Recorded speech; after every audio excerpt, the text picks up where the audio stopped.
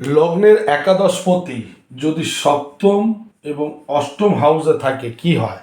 তাহলে এখানে 12টা ঘর আছে, 12টা লগ্ন। আমি এখানে একটা লগ্ন ধরলাম, লগ্ন হচ্ছে ফার্স্ট হাউস। তাহলে 12টা ঘরের মধ্যে আপনার লগ্ন কোনটা আছে সেইটা হচ্ছে আপনার লগ্নের ফার্স্ট হাউস।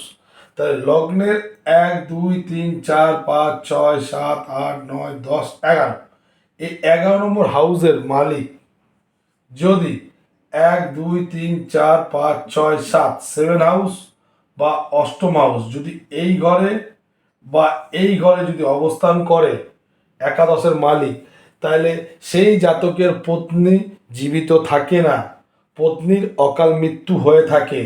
জাতক উদার, গুণবান ও কর্মঠ হলেও সচরাচর মূর্খ হয়ে থাকে।